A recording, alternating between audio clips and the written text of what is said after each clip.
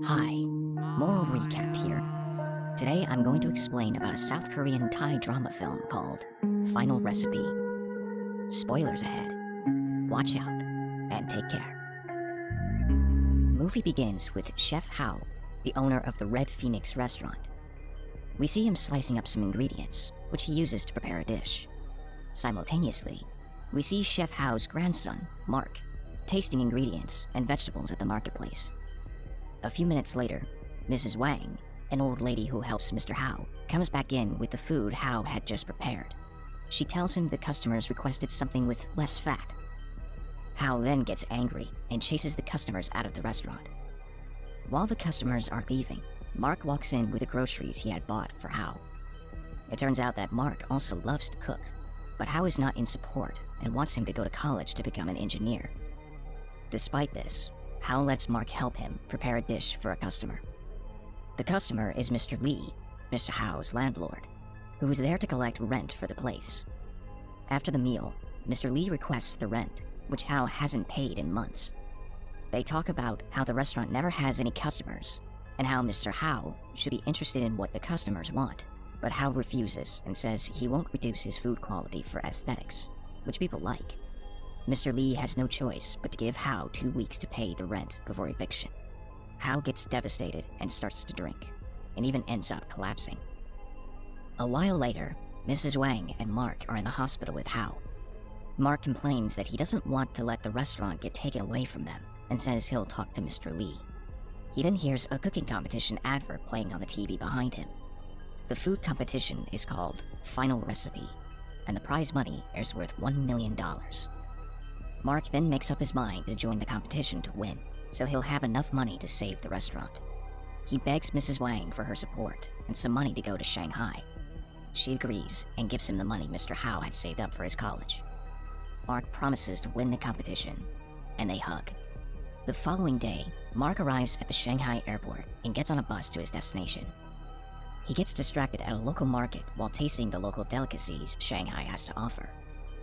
He soon realizes the competition has begun and rushes to the venue. The host introduces the competition's founder to the contestants as Julia Lee at the venue. She is often called the Grand Master of the competition. He also introduces the second judge, Chef Daniel. Chef Daniel then gives the contestants their first task to make a perfect omelet.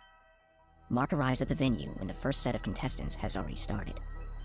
He pleads with the intern to squeeze him in, but the intern asks for his confirmation number, which he doesn't have since he forgot to apply for the competition. Left with no choice, Mark decides to frame a chef named Dimitri, who is absent. When the next set begins, Mark realizes his burner isn't working and improvises by burning his books as a heat source. Luckily, Chef Daniel commends his efforts, and he moves to the first round of the competition. A while later, Julia is in an interview where she describes how she founded the Final Recipe competition. She says everything changed when she had met David, and thanks to him, the show became a success. That night, Julia walks into her house where David is sitting. He's worried and tells her it's because her doctor from the fertility clinic had called earlier. Meanwhile, Mark is on a call with Mrs. Wang, and when he asks after his granddad, she tells him he's alright and not to worry. Mark then thanks her for all her help. After the call ends, Mrs. Wang talks to the doctor, who reveals that nothing can be done about Hao's health condition. In the first round of the competition, Mark's given team happens to be Team 8. His teammates include Cowdy, Sean, and Park. They make small talk and try to get along just before the round commences. The second round begins, and the theme of the round is pig. The round goes on for a while. When Mark's team is done with their dish, Mark decides to taste the pork steak his team made, and realizes that it tastes better without any extra sauce. But Cowdy disagrees. She tries to add the sauce, but Mark puts his hand in the way and gets injured. The judges then arrive to taste their food, and Cowdy realizes Mark was right about not adding the sauce. With that, they make it to the second round. After the competition has ended, Julia sees a crowd around Mark and goes to check what's happening. He tells her that he didn't want all the leftover pork to waste, so he decided to feed everyone. He also offers her a bowl, and after tasting it, she gets a flashback.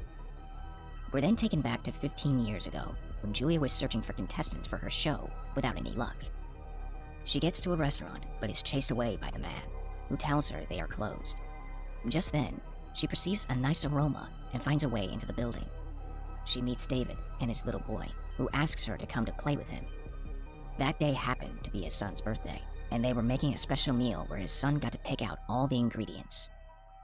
We're then brought back to the present, where Julia realizes similarities in the taste of Mark's food. Later, Julia asks Jack, her private investigator, to get her more information on Dimitri. Jack reminds her about a previous investigation, but she tells him to focus on Dimitri instead. In the second round of the competition, the contestants are given a large amount of money to shop with, and in turn, prepare a royal dish for the judges, who are said to be the royals of the cooking world. Cowdy and Sean argue, and the team gets disbanded. Following Park's advice, Mark takes his share of the money and wants to return home. While at the airport, Mark watches an interview with David, who tells his audience about how he left home to become a chef, despite his father being against it. Mark then gets motivated again and decides to head back. With 30 minutes left, Mark arrives at the competition. He tests the food Sean and Cowdy had prepared and tells them the tastes don't match. The duo then gets into another argument and blows their dish up. Everyone thinks it's over for Team 8, but at the dying minute, Park suggests they prepare a traditional Korean dish, and the taste comes out extraordinary. The round ends in a tie. According to David, the tiebreaker is that the team who had spent the least money will advance to the next level. Fortunately, Mark recalls that he hadn't spent his money yet and rushes to get it. With this, his team advances to the third round. Later that night, Mark is in the market where he meets David. A conversation ensues, and David realizes how similar Mark is to him. He tells Mark what to use on his burns, and they bid each other goodbye. The third round commences the next day, and in this round, each person has to work on their own to get to the final round. The host tells the 4 contestants that the theme is noodles, and that they'll be cooking for the Grandmaster herself. When they are asked to begin, everyone except Mark starts cooking. He stands there for a while, then suddenly gets a flashback of when he was little, where his granddad made dumplings for him, and he used to love them. Mark then comes back to his senses and immediately starts cooking. After cooking, Mrs. Julia comes to taste their dish. She starts with Mark, who made a dish of multiple flavors. Julia is familiar with all the flavors, except one, which Park tells her that it's the flavor of the drink he was drinking. Sadly, Park doesn't make the round. She moves on to Sean, whose dish is a hand-pulled soft pasta. Julia tastes his dish, which she declares is excellent, but on taking a closer look, she notices a strand of hair in his dish. Cowdy's dish is a noodle soup inspired by her family recipe. Unfortunately, Cowdy had forgotten to add the chopsticks to her table. Julia commends her dish, but reminds her that the meal she makes is for the people to eat, and not for the chef to look at. Julia moves to Mark's table, and he presents her with dumplings. He tells her how much they mean to him, and how they are his earliest food memory. She compliments the looks of the dumplings, but reminds Mark that the challenge is to create a noodle dish. He then tells her that he used noodles as the wrapping for the dumplings instead of traditional skins. She tastes the dumplings, and is very impressed. Mark is then announced as the third round winner, who will now compete with Chef David in the final round. Just after the competition, Julia gets a phone call from Jack, saying that he has found the real Dimitri, who never left his hometown in Moscow for the competition. Julia then realizes that the person at the competition is an imposter. She has another flashback where David wants to go with her and partake in the cooking show, but David's father, Mr. Howe, is strictly against it. Mr. Howe tells David that he doesn't need such a disrespectful son, and tells him to leave. Time passes, and David becomes a famous chef after leaving his little boy Mark. One night, Mr. Howe leaves little Mark alone in the kitchen to attend to someone. Mark then gets into an accident in the kitchen, which causes a fire. His granddad rushes him to the hospital to get treatment. While he's there, he tries calling David, but Julia answers the phone. She tells Mr. Howe that David is too busy with a show, so he can't answer the call. Mr. Howe gets angry and tells Julia to tell David that his son is dead. Back in the present, Chef Howe wakes up in his hospital room and sees Julia there. He puts on his glasses to confirm that it's her, and then tries to run away from her. While running, he sees Mark on a TV. Mark is on the same cooking show Howe forbids. Mrs. Wang sees him and tries to turn off the TV, but it's already too late. Later, in Howe's wardroom, Julia tries to convince him to go back to Shanghai with her. She plans to reunite Mark with David, which gets Hao angry, and he tells her to get out. Mrs. Wang then escorts her outside and pleads with her to respect the dying man's wishes. Julia gets back to Shanghai and invites Mark to her office, referring to Mark by his real name and not Dmitri. And he gets scared because he thinks he might get disqualified, but she tells him not to worry about that and asks Mark to have a seat. She explains everything about his father and grandfather and how David had left. That evening, Mark calls his granddad to confront him.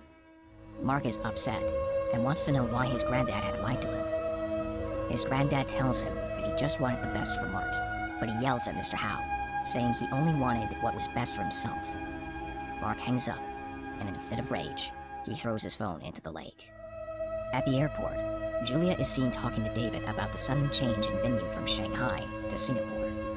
David then assures her that he's going to win the competition before leaving her. Julia's assistant walks to her and tells her that Dmitri checked out of the hotel and is nowhere to be found. Julia now has to drive around town looking for him. After a while, it begins to rain.